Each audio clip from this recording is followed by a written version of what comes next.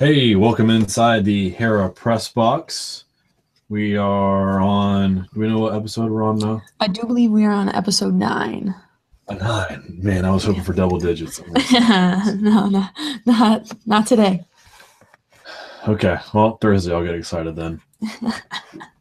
Our main discussion this episode is we want to talk about Title IX, and as it turned 45 years old this week, we'll dive into that, a couple of opinions that we've read, and from on different both sides. We'll dive further into that. First, we will run through the scores, and if we have any opinions on the games that we were able to watch this week, I'm sure we'll take a few seconds to talk about those. But in the NWSL, Houston beat Orlando 2-0. No comment, right? Yeah, the other team beat the Orlando Pride 2-0. Both teams now at a whopping 3 wins on the season. North Carolina 1-0 over the Breakers. Washington 1-0 over Portland. A pretty harmful loss for the Thorns. Right. Seattle and FC KC tied at 1. I missed 90 minutes of soccer this weekend. One of 60 of those minutes were that FC KC game in which Ratcliffe scored. So that was nice that she gets her first goal of her career while I'm not watching. Yeah. She scored because you weren't watching. Yeah, I know. I guess I'm just never going to watch them again. Sky Blue fall in Chicago 2-1. Comeback victory for the Red Stars to extend their streak of receiving at least a point to 7 games, I do believe.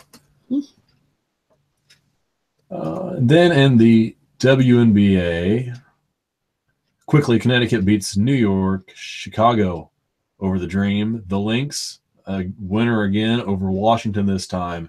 Dallas over San Antonio, no surprise. Phoenix, 3-point victors over Seattle. Los Angeles over Indiana on a day where the retirement or the jersey number retirement Tamika Catchings. For Tamika Catchings. Dallas over Connecticut by 14. Washington, 34-point winners over Chicago. And Minnesota beat San Antonio. Only by 9, though. So how about that? They kind of hung with them. Yeah, so I watched, or I shouldn't say I watched the whole game, but I watched part of the Dallas-San Antonio game.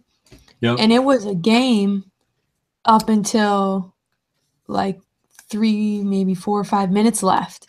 San Antonio was only down / up a point or down a point. So they were in it, and then Skylar Diggins just kept hitting threes all night long. And then that pretty much solidified it. San Antonio turned the ball over I don't know how many times in the minutes that I was watching. So it was frustrating to see that they possibly could have picked up a win finally, but then literally threw it away. Yeah, 0-14 now. Yeah, that's a little harsh. Beijing team in softball, they are 0-11, so Oof. We'll see which of those two teams gets their win first. Get a win first, yeah. That's it from scores. That is it. Alrighty. Do you want to start off? Do you want me to start off? What article you want to start off with? Well, do you have anything to say about the podcast that you listen to? Yeah, so I could go on about the podcast. And obviously interject when you have something to say, because pretty much, like I said, everything that I have to say about this, just, I guess, Title IX in general, women's sports in general type of thing, they summed up in about a 36-minute podcast. Okay. Let's first read Title IX. Okay. You got it pulled up? States. Yeah, I've just pulled it up here real quick. So Title IX states that no person in the United States shall, on the basis of sex, be excluded from participation in, be denied the benefits of, or be subjected to discrimination under any education program or activity receiving federal financial assistance. That's it. Yeah, 37 words or something like that. Yep, 37 words. Yep. So with that as a basis, I think that podcast, I'm sure, with Kate Fagan and Sarah Spain, and there's somebody else on there with them. Cassidy Hubbard, if I'm pronouncing that correctly. Yeah, it's called The Trifecta. And they interviewed Donna from Generation W, and then Deborah, who is part of the Women's Sports Foundation. And what Donna had said, and I just want to make this point first because it's always something that I have thought about, and I've been meaning to mention it throughout our podcast so far, and I just haven't because we've kind of brushed up against the topic and not necessarily directly at it. With Title IX, we were directly going at it in a way. And she brought up the NWHL and how their fight for equality also brought in players from the NHL, and how that it was pretty much imperative or extremely important to have the backing of the men. And that's something that I think is imperative across all sports. I think that we're always going to need the men's side of things to kind of push it forward, because essentially we're not a minority, but we're a minority in the sense of not the most popular, I guess. Right, the public eye. Right, exactly, the public eye. So I think that is something that needs to happen more, and I think that's why I've really strayed away from cheering for the national men's team, soccer team, because I just don't see it. Back in, 2014, the Men's World Cup, somewhere in there, you see the women, the national team, they all got together, they dressed up, they'd go out, watch the games together. You just don't see that with the men's side, and I'm not saying that they need to dress up, they need to get together, and they need to watch the games, but the women were all over social media talking about the game, and you just don't see that on the men's side. And not that their support hurts the women, because the women's team is winning, so in a way they're more popular than the men's team, I think, at least. But it would be different, I think, if they would be getting support from them. You see the NBA players supporting them. We had LeBron James saying, 2-3 weeks ago now, that on his, now that it's off season, he's going to watch the NBA or WNBA. We had Draymond say last year, 2 years before, that he learns a lot fundamentally from the game. So I think it's pulling in the invested people in the NBA to say, hey, let's take a chance at this WNBA. Let's watch it. And at least that gets us one game, right? I mean, better than not getting any games. Yeah, and I guess I had never, probably subconsciously, I guess I have realized that, as far as the lack of support or lack of expression. I mean, who's not to say they're not paying attention, but for them not to, stand out and publicly support them, it's disheartening, I guess, is maybe a good word for it. And just real quick, I had saw, and this is kind of on the same topic as that, kind of aside, but Sydney Leroux's post about Dom Dwyer's call up to the national team was cool to see from Sydney, and it was great.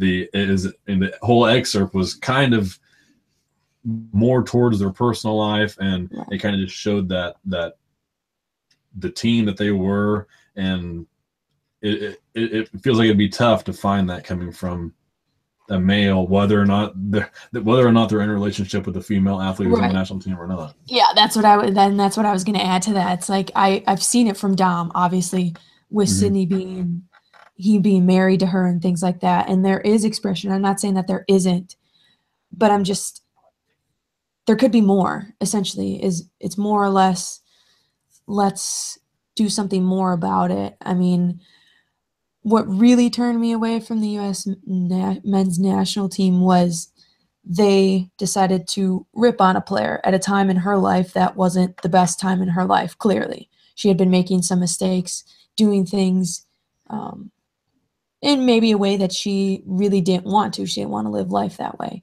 and that's clear now. So it would be a great transition for them to send out even just one tweet. Perfect game would have been against Sweden. Like, hey, let's go get some revenge type of thing. That's all you really got to do to get on my good side, I guess. Right. Not that they really care about being on my bad side, but it's something really simple that I think is important. Do you think that guys would get, so there's a reason why they don't? Yeah. There has to be a reason. Right. Do you think would they get dogged in a sense for expressing, because something we're going to dive into is these articles and these opinions about how the female has become the more dominant gender as far as receiving praise and receiving opportunities. Are they opening themselves up, which they shouldn't be afraid to do this if this is the reason, but are they afraid that they are putting themselves out there to get knocked down for showing support for a gender that's supposedly receiving more than they are? Right. Well, there's always that chance, especially with social media. You're always going to have some sort of backlash on there because people aren't necessarily level-headed when it comes to social media. I think, and maybe another reason why they don't, is how much more successful, at least on a bigger stage, a winning stage, that the women's team is compared to them. Yes, they're making who knows how much more money, so they're successful in that front, but they aren't successful on the biggest stages, like I said. I mean, they haven't won a World Cup. Have they medaled at the Olympics at all? Probably. I don't know. The fact that I'm even questioning it shows that they just don't win. So that's something I think that plays a part of it as well. I think both of those things do.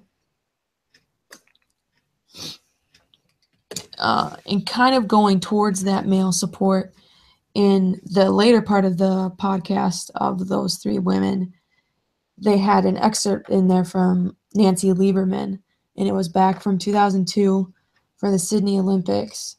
Alonzo Mourning had come up to her and said, I just had a daughter, and now I understand. I get Title IX. And Nancy was really excited about it. And when I heard that, I was like, that's really cool. But then you kind of take a step back from it, and I do believe it was Sarah Spain that brought it up, said that she was sick of it. Sick of that excuse, essentially, is what that means. Doesn't mean that male athletes haven't respected Title IX or they haven't understood it, but they just haven't outwardly, again, cared about it. So if it takes having to have a daughter or to have a sister in order to care about Title IX, then you're missing the point. And that's kind of something that goes across all things that the world is dealing with right now. If it doesn't directly impact you, then you don't really care and you don't do anything about it, which is obviously not what we want across all things right now, whether it be socially, economically, whatever. It's the opposite of what we want happening.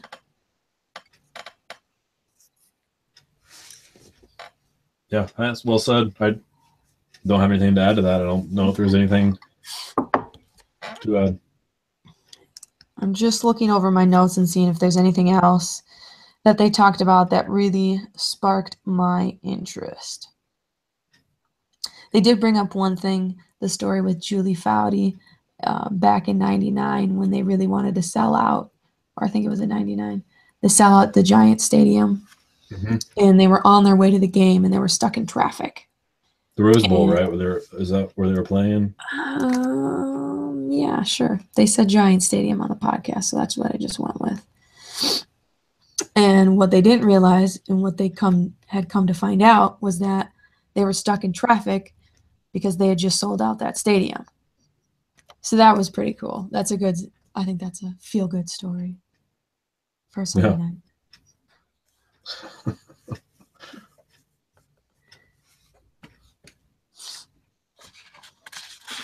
And that podcast was just taped this month, right? Recently? Was it older? I assume it was in the last, I know it was in the last couple days at least, because they specifically focused on it because it was the 45th anniversary of Title IX. Okay.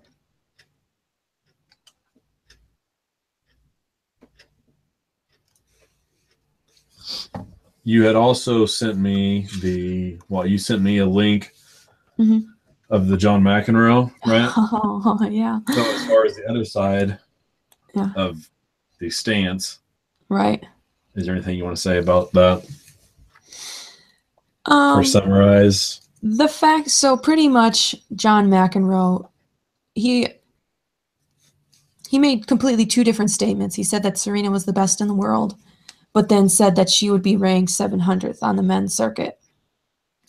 The fact that he thinks that 699 other men could beat Serena on a consistent basis where she would have to be ranked 700 is, I don't even know how to describe that without using curse words.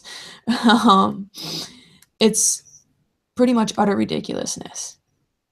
Just in the sense of she's shown her dominance on the women's side, which I know is a different game. It's a different side of things. And that's why he said it. But did he need to go to the 700th ranked player? Would it be Serena Williams? No, because first off, it wouldn't be true. So it was just one of those articles that just made me angry, and goes to show that, I mean, whether it's Title IX or whether that's just an inherent reaction that he has to certain things with that, I would like to hear his comments on the next Olympics on combining men's and women's in swimming and the like. Mm-hmm. So it sounds like he's just trying to be the next Bobby Riggs in Battle of the Sexes, and he should against Serena, right? Yeah. Yeah. It was interesting. I don't think I ended up reading to the end of the article because by the second paragraph, I was wanting to chuck my phone out the window. But just again, to make that comparison, to say that she would be the 700th ranked player on the men's circuit is ridiculous. And that reaction to that was more calm or less calm compared to the 45 years after Title IX, America's Boys Need Protection? Well, first off, the title of that article, I wasn't even going to read the article so that shows you that I had a bigger reaction to that article. But it kind of made its point, but then it went back to what I had assumed it was going to be about. I thought he was taking it in a different direction, in the sense of, here we had a male who was interested more or less in a sport that is female dominated, yet he couldn't participate in it. And then it wrapped around to, where are the male opportunities here? All this and that, and saying that I would really like to see, and I couldn't find it, I had searched for forever on there's one paragraph in there where he said that there was 1 million more girls in high school playing sports than boys, or in extracurricular activities, whatever that specific word was, because that could be completely two different things. More boys playing than girls? More girls playing. In this article, it's 1 million boys. Is it? Yep. Oh, then I misread it. Okay, then we're good. Thanks to terrible legal precedents set by politically motivated judges, schools must rely on a regulatory standard that is a gender quota to provide Title IX compliance if they want to prevail against expensive litigation. Okay, well then I read that first one wrong. I assumed his first sentence says girls outnumber boys, so I'd assumed in the next one I was going to say there are over 1 million girls playing. Oh. So we're good with that, but then still in that same paragraph, that last sentence, right. Gender quota, there is no gender quota. Right, especially when you have a sport like football where you have 30 more players than any other roster will fill. So I'm just looking up here on the Women's Sports Foundation. They have like myths on Title IX, and one of them is that this 3-part test that they have for Title IX imposes that strict gender quota. And it's not correct. There is the three things that make up the 3-part test, there is no allotted number to anything as far as gender, or I think anything in general, besides it having to comply with at least one of them. That's the only thing. So that was my biggest thing about that article, was just that gender quota. I'd really like to see, though, if that 1 million is correct. Either way, that's a lot to be swayed in one way or the other. Some feel that unequal treatment is just fine in order to make up for past discrimination against females. Yeah. That was funny. Yep. That's idiotic. That's right. And again, it goes back to what's happening in the world right now outside of sports, in the social aspect of things, where, right.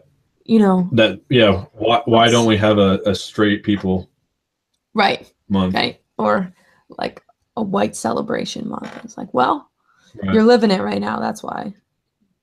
Yeah. That was another thing.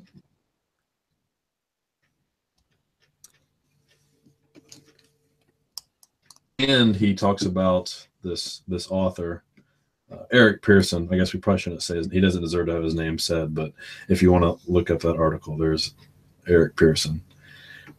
He says, he's the chairman of the American Sports Council. That's important. Yeah, I know. Good for him. Maybe we should take him off. Yeah. To modernize the Title IX enforcement system, it will take brave individuals across the country to take a stand and demand justice. Did you look for any sort of kind of the future of Title IX, what can be adjusted, what should be adjusted? And there's going to be two sides of that as well, and maybe probably more sides of that, I guess. Right. So in that podcast of the 3 Women Trifecta, I do believe it was Cassidy who said it, and it was basically they asked her what's next, and essentially she said, let's have a conversation about Title IX that's outside of sports. Title IX didn't include sports till I think 1988, if I'm correct on that. 84. Okay, so even so, 4 more years. There's obviously a lot more to it than those 37 words, I guess, and essentially the myths that surround Title IX.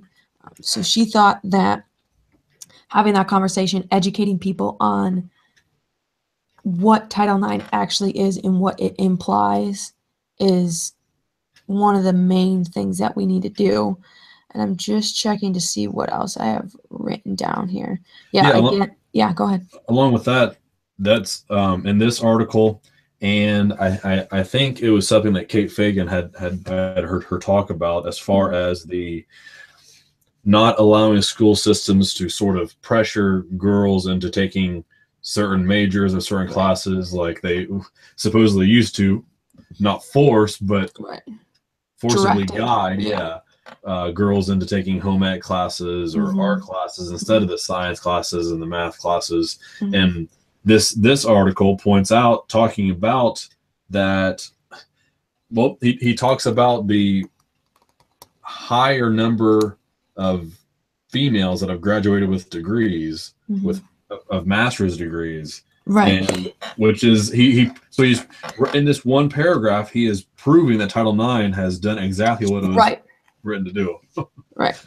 Which I was confused by that as well, on the side of he's writing it pretty much proving that we needed Title IX, and then proving that the male side of it, either they just stopped caring, or they just, there was no reason for them to go to a higher set of education.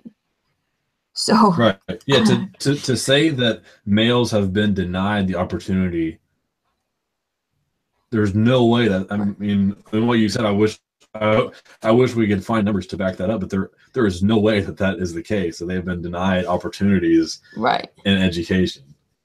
Right.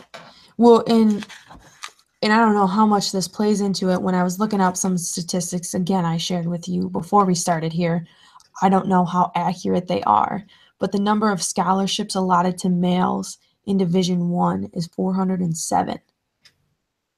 So if you count scholarships as essentially an opportunity, which in a way it is, in my mind at least, then they have more than the women. So right, because it's yeah, and that's a good point to bring up, that it's about the opportunity, not about that dollar amount. So the dollar amount, the discrepancy can be as great as it can be, but it's a matter of how many versus how many. Right, exactly. And I try not to use statistics too much, because at the end of the day, you're going to be going down a road that you don't necessarily want to go down with statistics. In some ways, they're great. In some ways, they're just harmful, because there's always going to be different stuff out there. So I try and stray away from that. But in a way, I think that shows that they have opportunities, or at least better opportunities, because they have a chance at getting that reward, essentially. And to say, and this is an ingrained thought pretty much in everybody. I mean, at least for me growing up, it was, and even kind of to this day, it's like, oh, you're a female and you play sports, you watch sports. What is that? Pretty much. So the fact that that is still a part of everyday life just shows that Title IX hasn't fully completed its job, and that it still needs to be done. Which is one of the myths that came up in that thing, is that, Title IX has fully and completely done its job. Well, it hasn't, because I'm sitting here telling you it hasn't. And I can sit here and tell you that, and you essentially have to believe me because I'm the one experiencing it. So it's more or less a mind change in people than anything, I think, in order to fully get everyone, I guess, respecting and fully understanding Title IX, whether it be in sports or in education. You think it's possible that Title IX and addition to Title IX, so we talk about, probably off the podcast more than on the podcast, about the exposure of women's sports as far as getting TV time aired on TV. Do you think, because Title IX, that was never part of the play, I mean, it didn't have anything to do with sports. Do you think there will ever be a Title IX of media? Yeah. That's a good question, because I was actually just kind of thinking about it before we started, was how difficult. So at the end of the day, and this is the numbers situation again, which I really am not the biggest fan of, but I understand that they play a part in the game. So obviously your male sports are bringing in more money, which has been essentially the excuse as to why the women's sports haven't grown as much. And it's like, well, if you aren't giving people the opportunity to watch them, how do you expect it to grow? So I was just thinking about how easy it is for me, and I'm trying to bring up a good comparison. I thought about the Chicago Sky, then I thought about the Minnesota Lynx, and how easy it is for me here, and given I'm in Milwaukee, to watch the Bucks play. No matter where they're playing, who they're playing, I can watch their game on TV, whether that be through ESPN2, ESPN, or FS Wisconsin.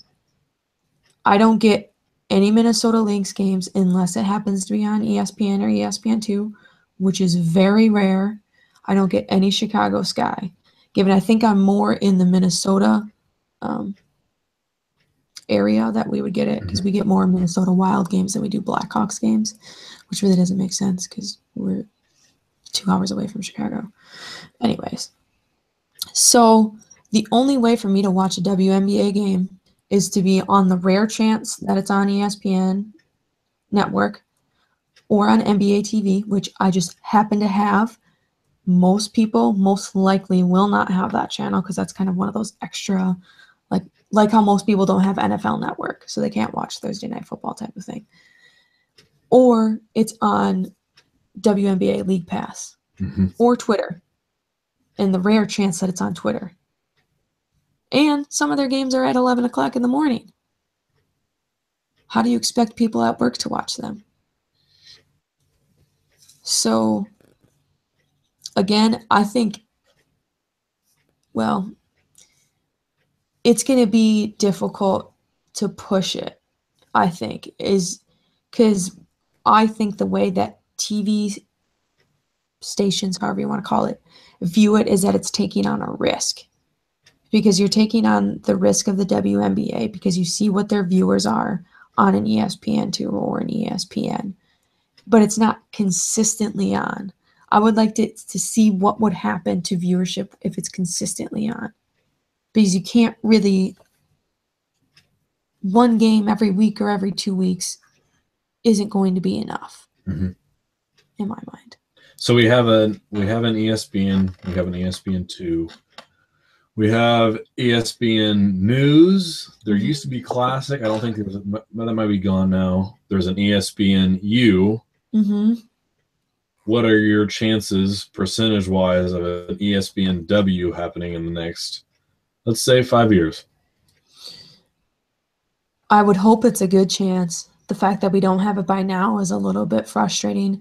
The way that ESPN is set up, I think that they have an amazing opportunity to take on that role and add an ESPNW because they already have the layout for it as far as website, publicity as far as that goes. The fact that they can't take 5 minutes to talk about the WNBA championship is what makes me say no, it's not going to happen. Anything related to female sports, they do. I haven't seen anything in at least the recent times been longer than 2 minutes. And you've got 5 days of when Golden State won the championship. And they talk about them for the whole hour. Plus the next hour of SportsCenter. Plus that next half hour of Sports Nation. Oh, and that's right, First Take. And Jamel and Michael talking about music and movies. Right. Exactly. So that's really what is making me say no, that I don't think it's possible. I think it should have already happened. And the fact that it hasn't is a little bit worrisome for sure.